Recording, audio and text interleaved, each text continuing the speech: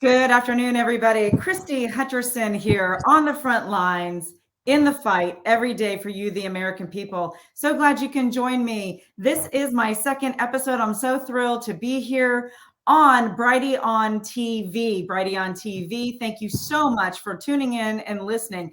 I am very excited to tell you who my guest is this week.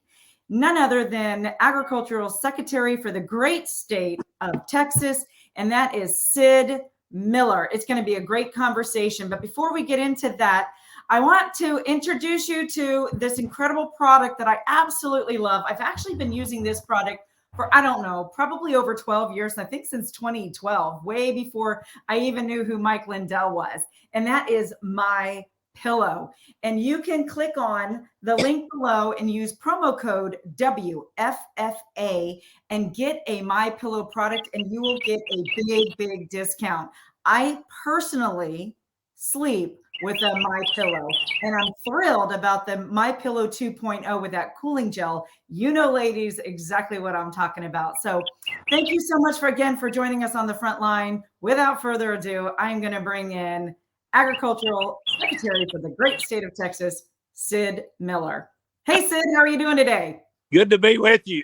I love that Mike Lindell. I saw him Saturday at the Trump rally. He was game on. I sleep on a My Pillow every night. And the good news is he's now a Texan. He has moved to Texas. He lives in East Texas. So we're glad to have Mike Lindell part of the Texas family. I know.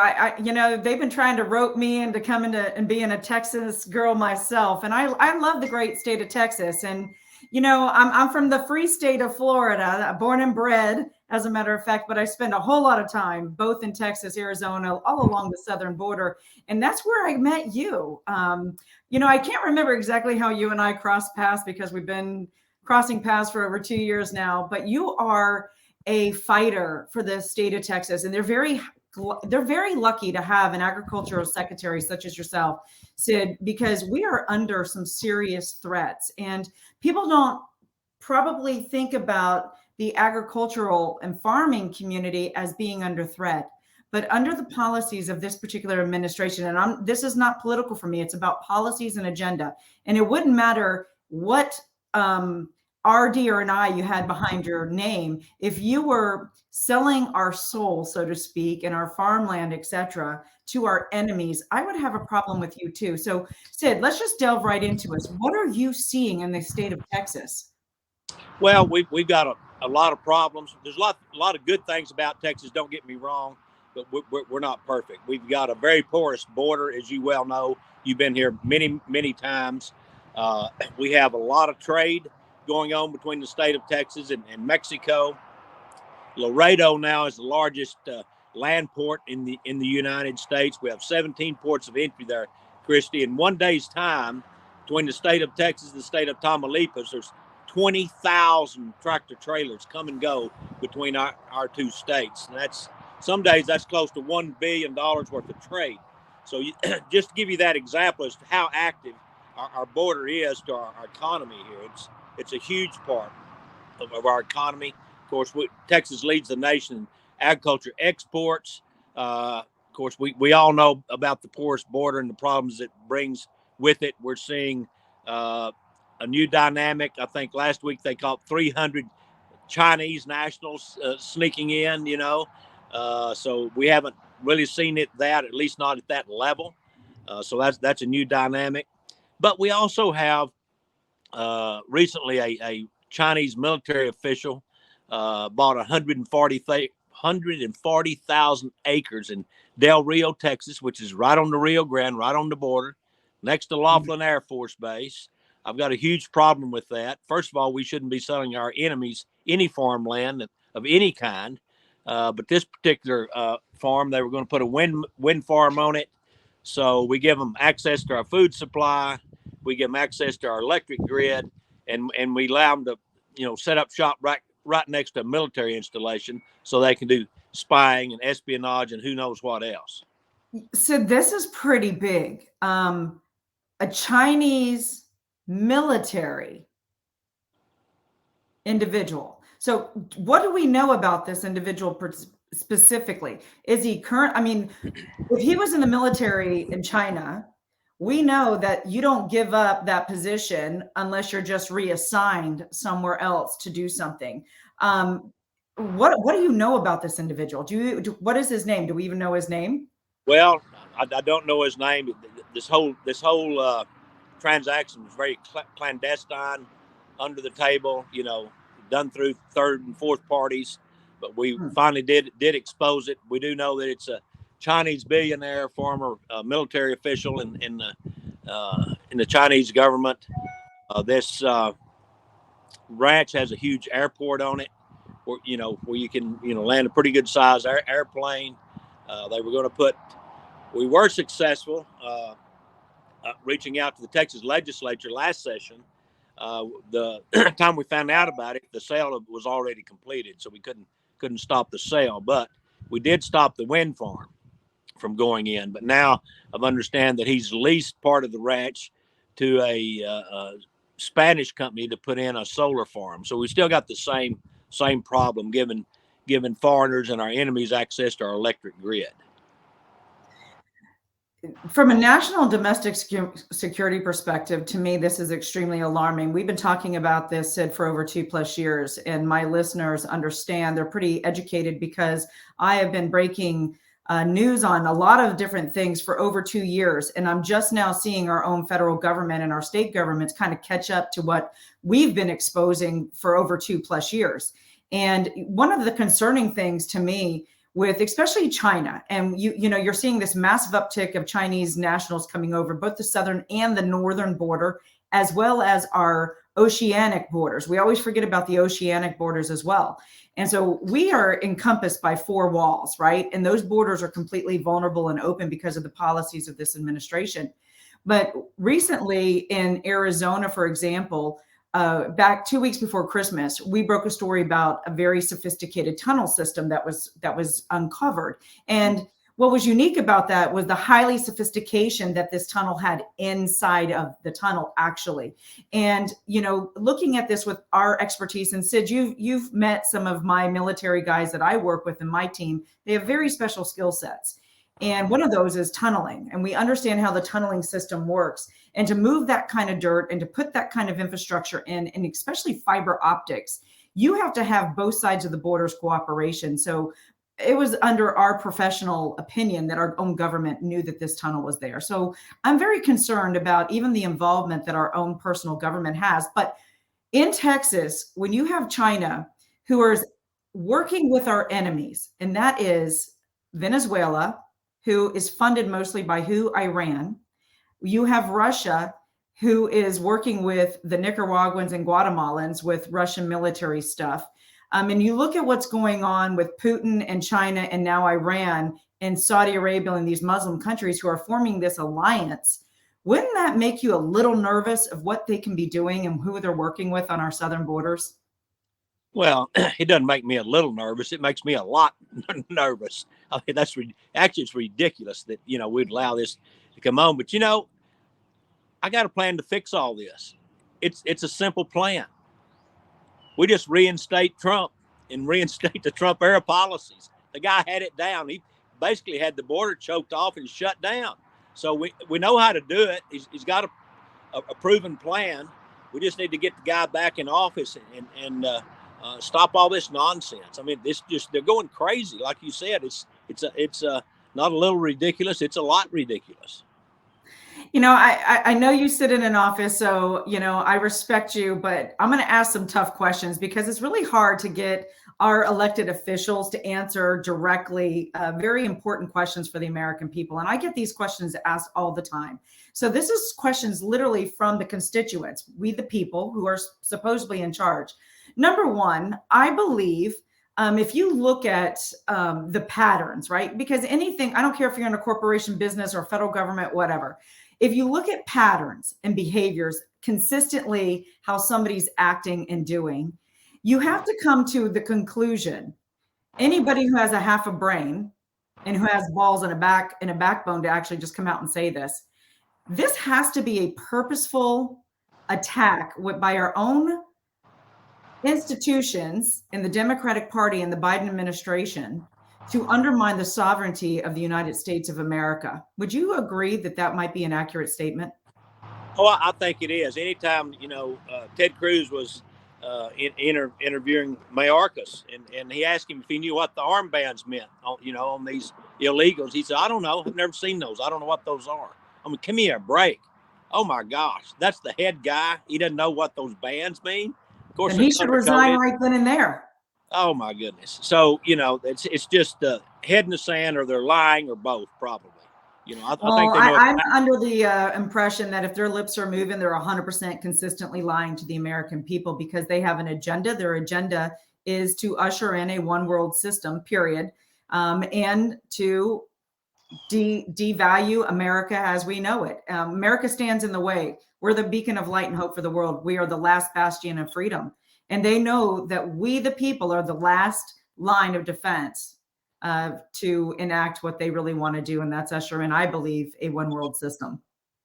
Well, and I think people are looking to states like Florida and states like Texas, maybe South Dakota, to lead the way for guidance. Somebody has to be, on the forefront. Somebody's got to throw themselves over the barbed wire so we can charge the hill. And we're not doing enough of that right now. But we have to start. This is getting completely away from us, Christie. I am. I'm very fearful of my children and my children's future at this point. My family fled Stalin, so I understand the communist playbook. I understand Mao. If you look at history consistently repeats itself. They are literally taking playbooks out of serious bad dictators throughout history, and they're being able to perpetrate this because one of the biggest things that they own is the media and the narrative. And when you own the narrative in the media, you can push a whole lot of stuff out, and you tell a lie enough, you start believing that lie is true. And, Sid, I know you're battling there in Texas. Like you said, you've got Chinese nationals who are in the military buying up massive amounts of farmland. You've got Bill Gates buying up massive amounts of farmland. You've got cows, with diseases and things. And I believe a lot of this stuff is purposefully done. What are you seeing from our food supply chain system? That is a very huge question that I get asked all the time. What do we, the people, need to do? And why are they attacking our food system? Or do you think they're attacking our food system? Well, this may shock you, but our largest supplier of pork in the United States is owned by the Chinese. Smithfield Foods. We're so stupid. Why do we do stupid stuff like that? We just keep allowing that to happen. I mean, there's no way that the Chinese are going to let me buy farmland in China or buy a food system service in China. I mean, they would laugh us out of the country, but we allow that. We got to be smarter than that. Well, we're just not doing things very, with any what I call cowboy logic at all. It's just lack of common sense. Strategic planning we don't do any of that. It's very frustrating to me. If you can't tell, I am frustrated over some of the stupid things our country allows to go on. What do you think right now that you're seeing is the number one threat facing the United States of America? Apathy, I guess, if you really want to know. People just, it just goes, they don't care. Their lack of patriotism, apathy, people not engaged, not taking their country seriously, allowing the government to take care of them and tell them what to do and tell them how to live. And, it's just, we're just getting more and more socialist every day, and we're just allowed it to happen. Thank goodness we've got people like you and women fighting for America and groups that are actually out telling the truth and shouting from the mountaintops. We just got to get more people to listen and rally behind us. So thank God for people like you, Christie, and what you're doing and the service you're providing. Yeah, Sid, a little bit of my story, and most of the individuals. This is a new show that I Bridie on TV has given me this incredible platform, and I'm very blessed. And I'm a Christian, and I know you're a Christian. Whether whoever you serve or whatever God you decide to serve, that's not for me to judge. I'm not your judge. That is for something that you're going to have to deal with later. But I will tell you, from my Christian perspective, I look at Revelations, and I've been really opening up that chapter and that book a little bit more, and understanding what's exactly going on in this world right now. And the Christians have been asleep for far too long. We have allowed this to happen, as far as I'm concerned, because we've advocated our duties, not just to the Constitution, but also biblically, our duties. We're supposed to have the government on our mantle, and that means we're involved in every aspect of government. So we don't allow evil to take root, and for evil to prevail, good men and women will sit by and do nothing. So, Sid, I know you're fighting out there really hard. What can you tell the church? Because this is a Sunday program. We're on from 1 to 2. What can you tell the church that they actually need to do before it is too late? I believe we're probably on the cusp of no return. Well, first of all, don't believe in this separation of church and state. That's found nowhere in any of our founding documents. It's not in the Constitution. It's not in the Bill of Rights. It's nowhere. That's a man-made saying that's been said so long. Everybody believes it's part of our founding documents. It's not. Our founding fathers did not mean to separate the God from government. They just didn't want a church-run, a government-run church. And that was it. They didn't want, like the Church of England being established in America. They wanted freedom of religion, not freedom from religion, and it's kind of marked into that. So don't be afraid to get engaged. Our church pastors, things like the Black Robe Regiment, we've got some good pastors out there that understand that our country is a godly country. We've been blessed for over 200 years. But God has had, his hand of favor on this nation.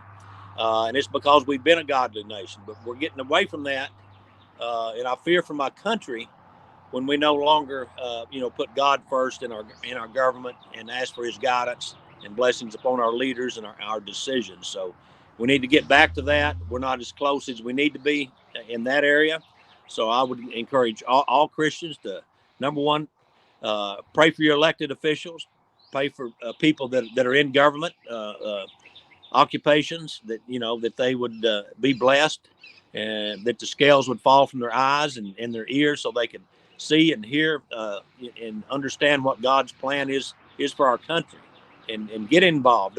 And get engaged. Yes, you have a right if you're in government to believe in God and to love your country and ask God's blessings upon your country. Sid, I spend a lot of time on the road, and I can tell you my favorite churches that I get to go visit, and I try to seek them out whenever I can go to a Sunday service, is the Cowboy Church. I love the Cowboy churches all over this country. Those are real men. I nothing against, hey, I'm women fighting for America, right? I think there's a lot of amazing women who go to these churches too. But one of the things I believe that America is missing the most, and it's because of the culture that we've allowed to have happen. And that's not only devaluating men, but demasculating men. And I can tell you, when I go to the Cowboy Church, I'm like, wow, there are men, real men, alive and well in this country. And we need more of them to stand up and fight. I can tell you, when I'm at the border and I'm in the trenches and I'm rescuing children or dealing with cartel, in my level 4 vest, fully armed in very serious, dangerous situations, I look around. Besides my team, my close knit military guys that I'm with, I don't see any other men show up. And I'm like, where are the men in this country? Well, I'll give, if there's anybody out there that's contemplating a mass shooting at a Cowboy church, just let me tell you, that's about not going to happen. Half or more of the men in there are caring, I promise you. And we encourage it. So I wouldn't pick on the Cowboy church if you think that's going to be a soft target. I agree with you. Those are real men you're dealing with in there. and they're not afraid. I can tell you that right now. That's I want to get back to the agriculture, but I do want to talk about this because we just had another mass shooting in Nashville, Tennessee. And first and foremost, as a mom, I cannot imagine the pain to lose a child, let alone the other brave two women and gentlemen who lost their life to this transgender woman. And we have to address the mental the mental illness in this nation. Guns do not kill people.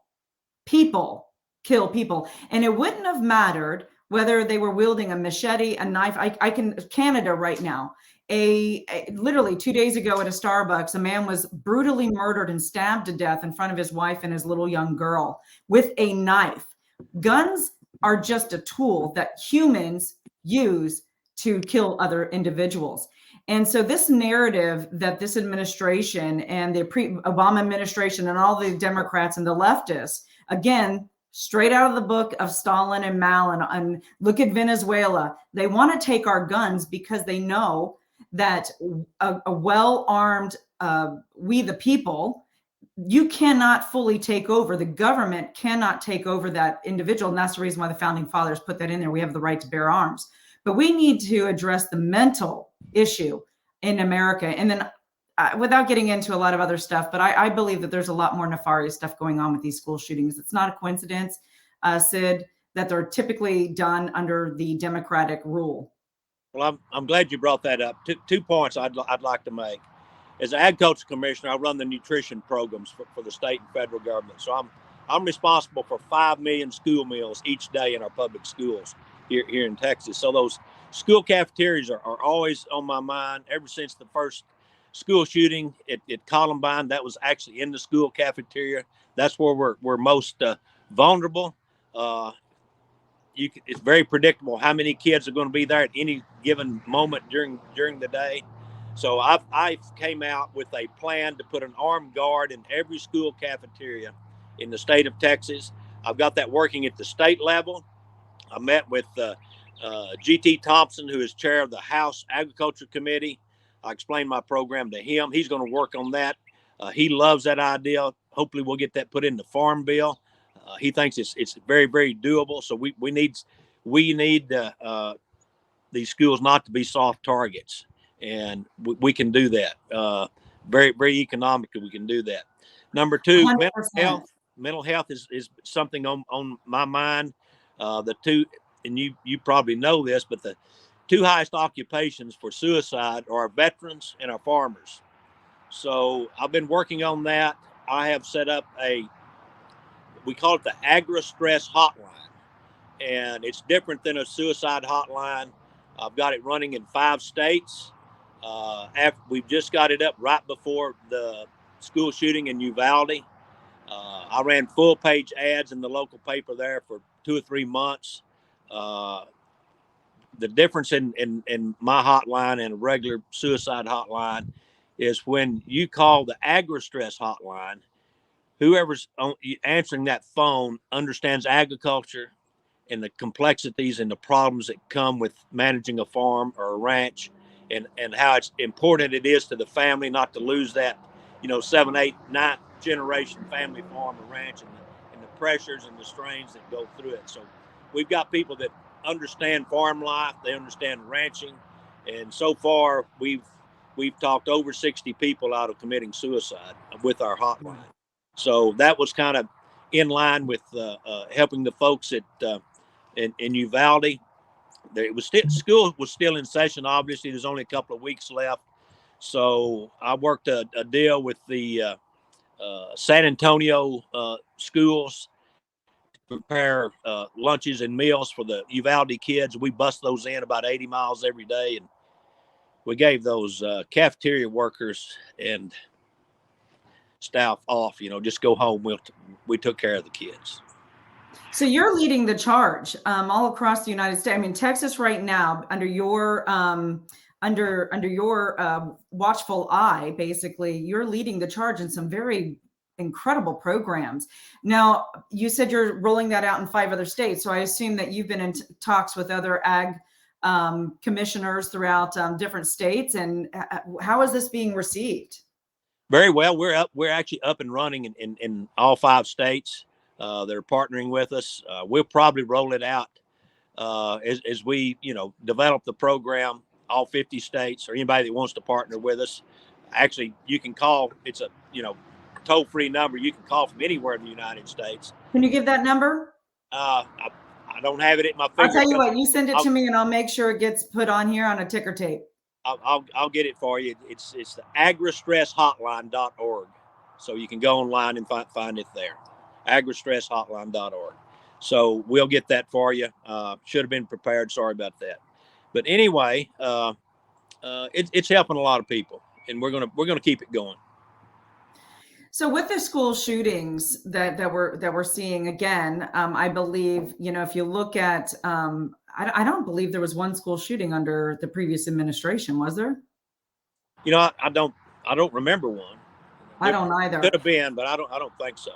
Yeah. So, and I'm not trying to go there politically, but there is an issue that we have. And again, I am deeply, deeply saddened for the loss of life. I was in Uvalde, by the way. I spent a lot of time working in Uvalde, me and my team doing work on the border, anti-human trafficking work and things like that. So Uvalde personally was very close to my heart.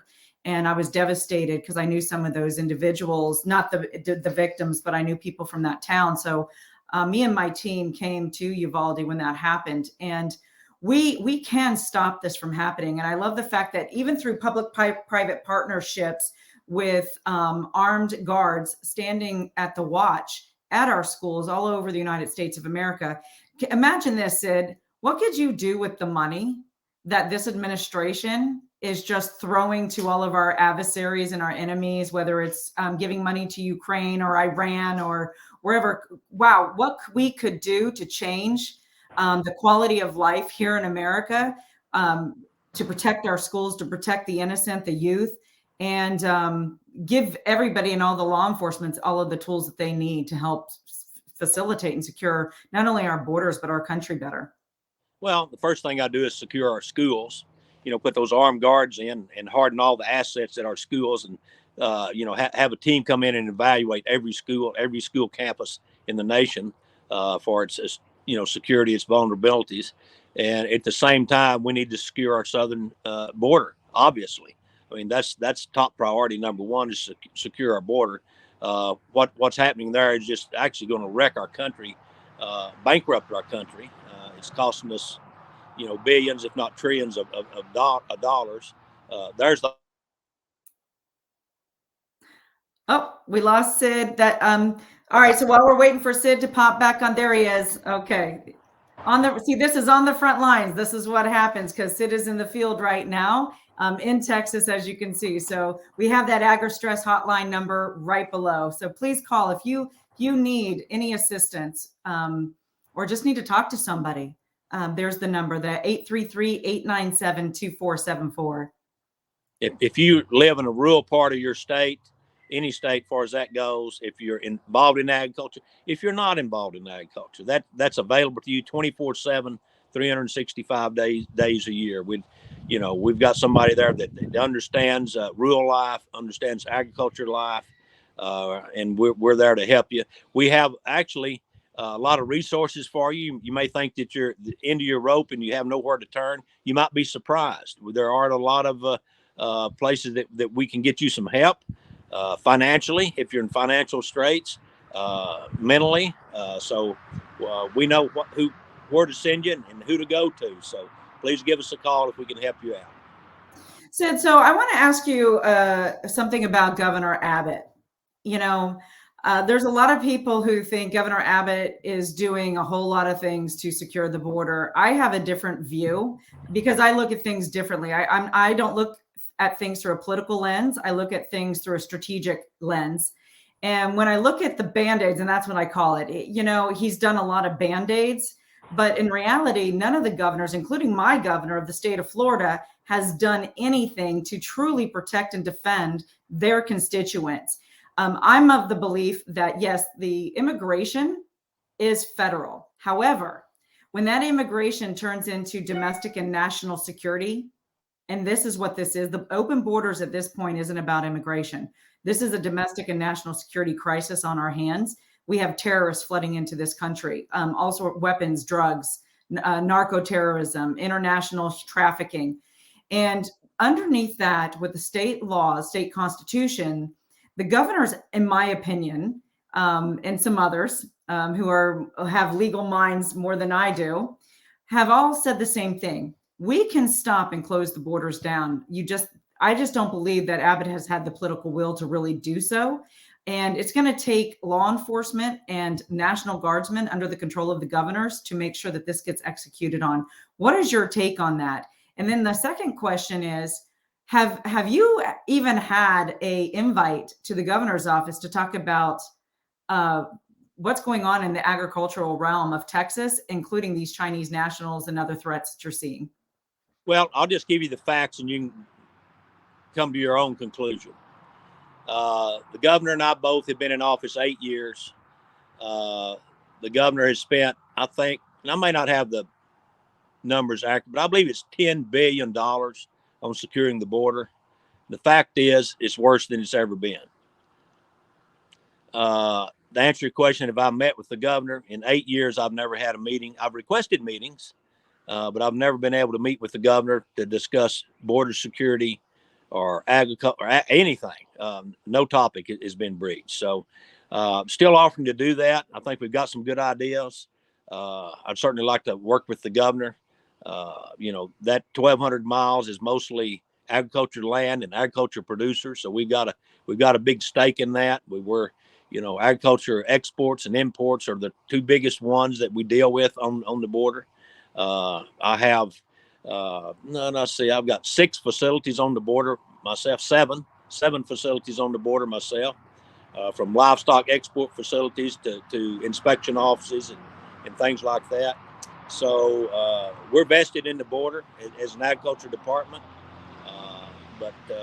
and we'd like to get a handle on it. We need to shut it down. It's just pressing land values up and down the river. People can't even go on their own property. You've seen it. You've been down there a lot. You can tell the story much better than I can.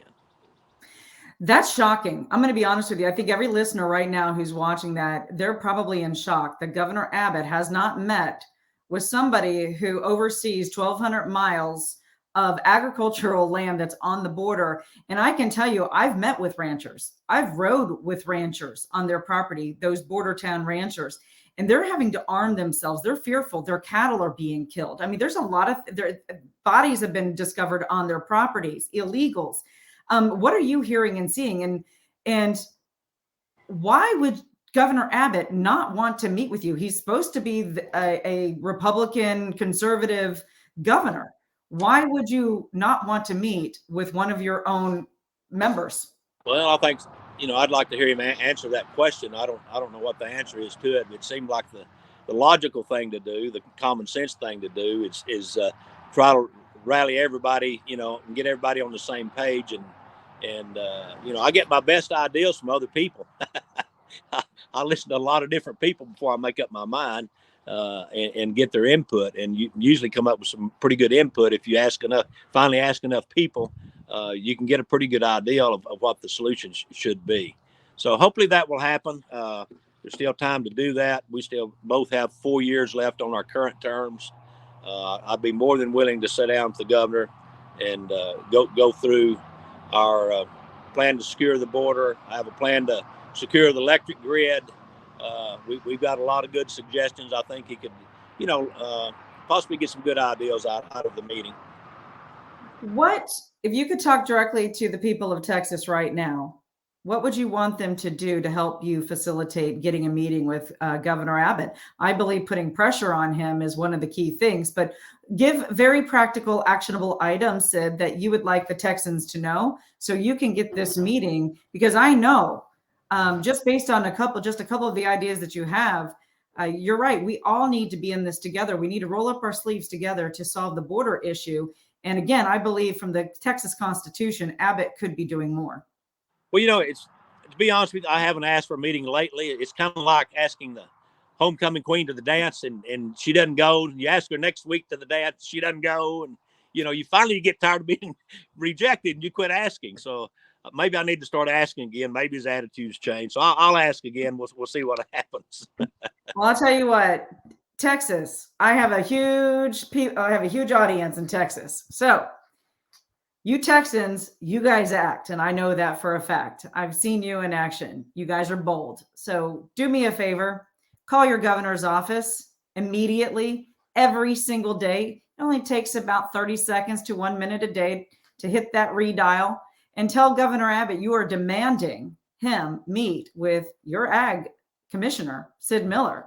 As a matter of fact, he probably should be having a roundtable with numerous different individuals throughout the state of Florida to get their ideas and brainstorming how they can facilitate closing down and securing the borders and your farmland, your power grid. I believe, what was it, a couple years back, the power grid went down. A lot of people lost their lives. You have a lot of issues to take care of, right? Yeah. We had over 700 people die in that freeze. That's a lot of people dying needlessly just because we can't manage the electric grid. And it's still not fixed yet. It's better, but it's not fixed. We've still got a long way to go.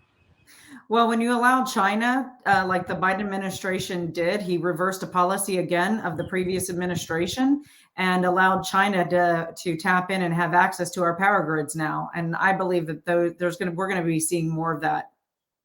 Well, and people, I get the argument, a lot of times that I want to stop China from buying our farmland. They say, well, that's a free enterprise. That's a private property right. I should be able to do what I want with my property.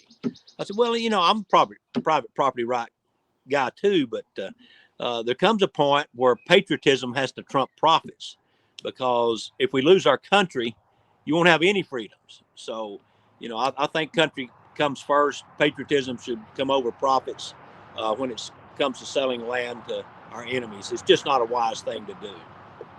Well, I think you just said the key word, Sid, enemies. We can now look at China and look at their posturing, all of their political posturing, their rhetoric, and all of the things that they've been physically doing and now saying that they are not any pro-America at all. So if they're wanting to purchase our farmland specifically, which is the lifeblood of our existence, because it's food that we have to have. And I would say that would fall underneath of a national security issue and not under the property rights. What is your take on that? Well, I look at it pretty simple, using cowboy logic. I would say you should use this principle. Hey, if we can't buy land in your country, well, you're not going to buy any over here either. Our largest foreign landowner is Canada. And guess what? You can't buy any property in Canada. Americans can't buy property in Canada, but they are the largest foreign landowner, and we like the Canadians. We get along with them, but that should be reciprocal. We should be better horse traders than that. We shouldn't allow that kind of stuff to go on. Now they own a lot of forest land and timber, but we should be able to do business up there if we're going to allow that down here. I just think that we call that cowboy logic. It goes back to, we're stripping our own resources, right? We're taking away from our own resources and allowing other foreigners to come in and take our resources outside of the United States of America. And it will have an effect. We're already starting to see some of that pinch. I mean, for an example, we don't really manufacture a whole lot of stuff here anymore. A lot of our cattle and beef, and we'll talk about that. A lot of our cattle and different types of sheep and different things like that, they're brought in from other countries. Same thing with a lot of our own oranges and citrus, etc. So can you talk a little bit about that? And what is the dangers of us consistently not producing and growing here in the United States? 2 points on that. Number one, we have a truth in labeling applied to almost every product. So if you buy an avocado, it may say product of Mexico or Peru, or coffee may be product of Colombia or something like that. There's 2 products that doesn't apply to, and it's beef and pork. We can meat packer can buy pork or beef from any foreign country and label it as product of USA. That's just wrong. That's just lying to the American people. So I'm working on that. We're going to get that stopped. I think we'll get that stopped. Here's the scary part. So for the first time in my lifetime, and this has never happened that I know of, at least not in the last 50 to 60 years, America has always been a net exporter of food. This last year, we imported more food than we exported. Let me tell you why that's dangerous. If we become dependent on some foreign power for our food and our clothing, then we're subject to lose all of our freedoms. They've got you. If you can't eat, you know, and you're controlled by some foreign power to feed you, that's dangerous. It's one thing to be energy independent, or dependent on some foreign nation for your energy. We can kind of get by, but if we can't feed ourselves, and we're to that point now. We're buying more food than we're selling. We've got to turn that around. That dog, which it won't hunt. Well, that's not a good position to be in. Sid, why do you think that happened? What was the trend? What was the barometer that changed that? Do you think from last year? Well, I think there's a lot of contributing factors. I think the value of the dollar probably has something to do with that. I don't think it's anything the state of Texas has done. We're actually very aggressive marketing. I have a very aggressive marketing program here in Texas called the Go Texan program. Matter of fact, when we had the tariff wars with China, if you remember, farmers in the Midwest piling corn and soybeans on the ground, they couldn't sell it. They were out of storage. It was pitiful. 49 states lost agriculture exports. There was one state where agriculture exports went up, and that was Texas.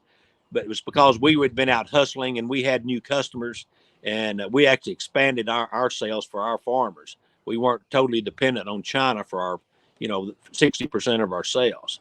We spread it out, and we're still doing that, and we're more resilient for it.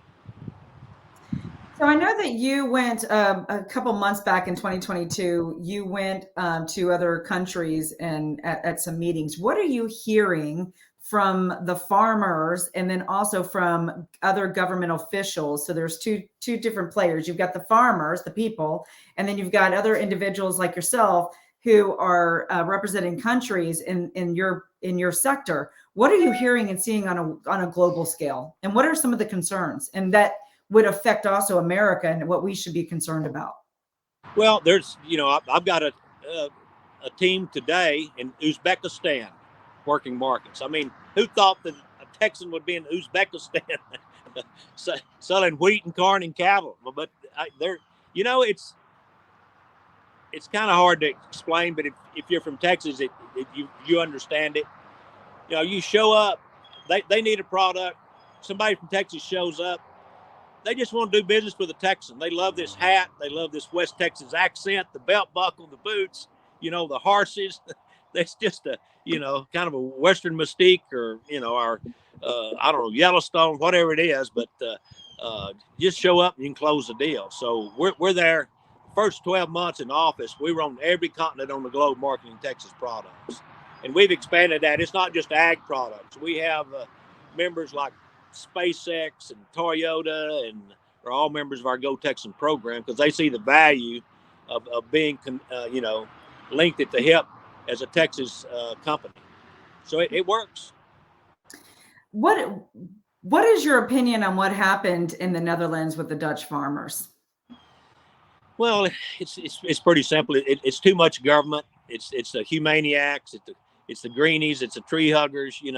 Listening too much. They're making it too hard to produce. The number one goal should be able to feed yourself, and not some snail or gnat or lizard or salamander. Listen, farmers have long believed in sustainable farming, long before it was a buzzword. Everywhere I go in the United States, they have the same goal, and that's to leave their farm or ranch in better shape for their children and grandchildren than they found it. So, you can go back as far as when the Comanche Indians roamed the plains. They understood sustainability. They knew how to take care of the land. So this land, over a period of time, it's just getting better and better and better. We've gone through genetic engineering. We've been able to go to no-till and minimal-till farming. And why that's important for the environment, traditional farming takes 5 gallons of diesel fuel per acre. no-till, minimum till, we've reduced that to 1 gallon of fuel per acre. What other industry has reduced their fossil fuel use 80%? Farmers have done that, but we don't talk about it. We don't take credit for it. We don't turn the soil over anymore, so we're not releasing hydrocarbons. We're not killing microbes, by turning the soil over. We've reduced our fertilizer input and our chemical input between 40 to 60%. Who's reduced their chemical input 40 to 60%? The American farmer has. Reduced our fossil fuels 80%. We just don't do a good job of telling our story. We've got a great story to tell.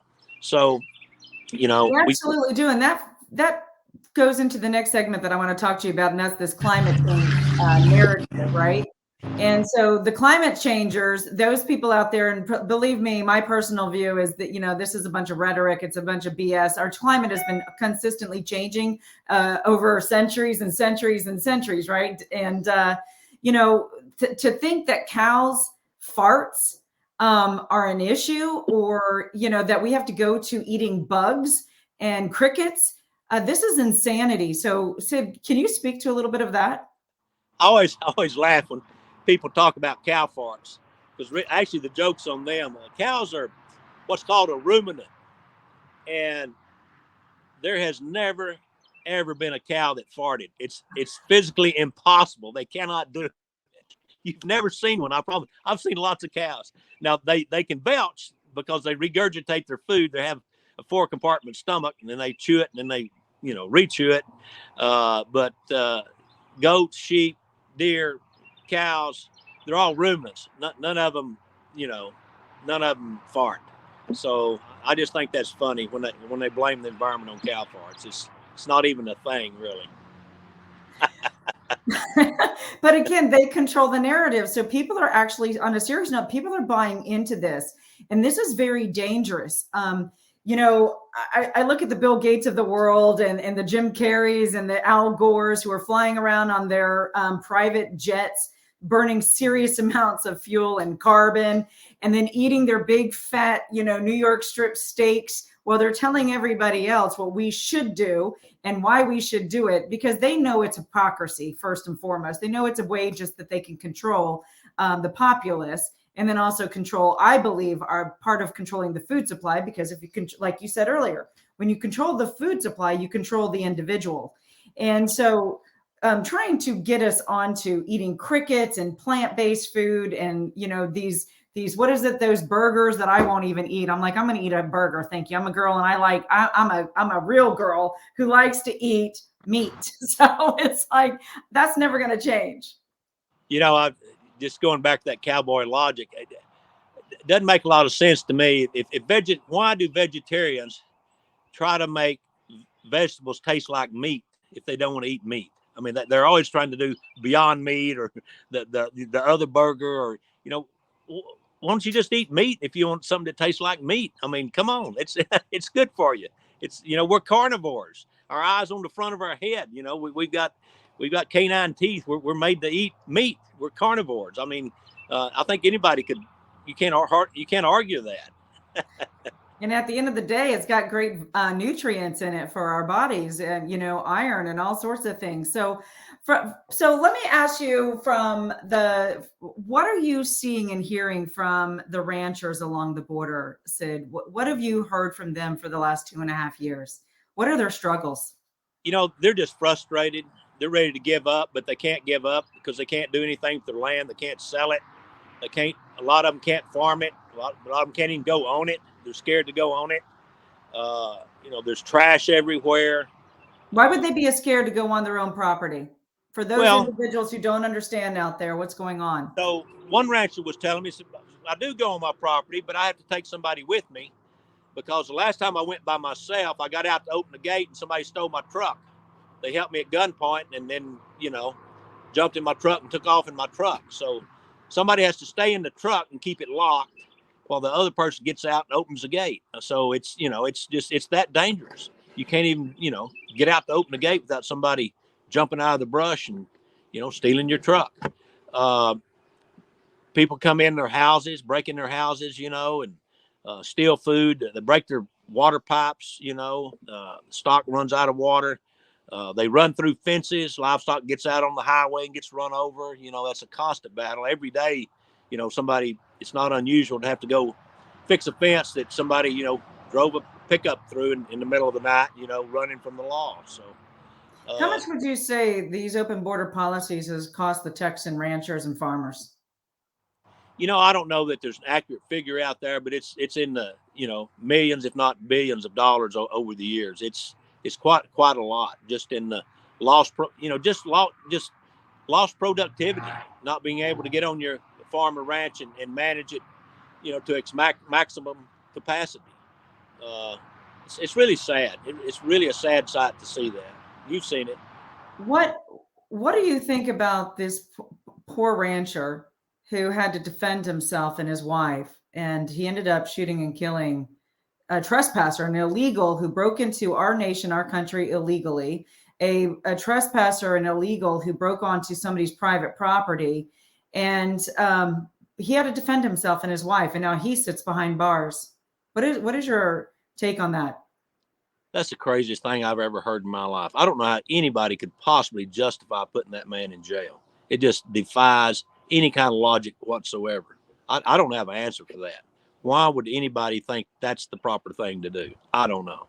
I just don't get it. I mean, honestly, again, cowboy logic or just pure logic is that it's political. Well, yeah, I think you're probably right. Obviously, you're right. And it's sad state of affairs when we have weaponized our legal system and used it for a political weapon. And we're seeing that more and more. We saw it, over and over in the Trump administration. Some of them are trying it with me now, going after going after some of my political people, using the legal system to try to gain political advantage. It's kind of the new political weapon that the left is using, and they've been using it for quite some time. But it really came to light with the Russia collusion and all the stuff. They've got four things they're trying to hit President Trump on now that are all phony baloney. But it's just to try to keep him, from getting reelected and running for office. That's their political motivation. It's not justice that they're after. It's not. So we have about a minute and a half left. What would you like to tell not just Texas, but America, what we need to do? What do we need to do to engage? You need to get engaged on the local level, all the way up to the White House. First thing I would say is get to know your local elected officials, your county officials, your city officials. Get on a first name basis with them. Next thing you need to do is get on a first name basis with your state representative. Everybody has one of those, and you have a state senator. Write them a campaign check, take them to lunch, take them to coffee, get that access to them. Go to your state house, go to your legislature, your state assembly, whatever they call it in your state. Testify on those bills.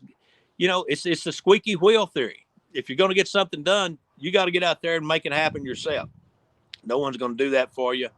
If you're part of a professional group, get engaged with your PAC for your industry, whatever that is. If it's an automobile industry or manufacturing, whatever it is, make sure that PAC's well funded and that you're there on legislative days during the meetings of your state legislatures. Go to Congress. You also need to get on a first name basis with your local congressman. United States senators, a little harder to do, but you can do that. You can work your way in there and make yourself known, but make those political contacts, and then you'll have a foot in the door. We have a saying here in Austin, Texas. If you don't have a seat at the table, that means you're on the menu. You don't want to be on the menu. Exactly right. I love that. That is awesome. Well, Sid Miller, I love you. Thank you so much for coming on the front lines with Christie Hutcherson, and I will see you in Texas, my friend, very, very soon. Have a blessed day. Thank you. God bless. So thank you guys so much for tuning into another episode of On the Front Lines with Christie Hutcherson. I hope this was really informative and you got a lot of insight from what's going on from the perspective of our agriculture.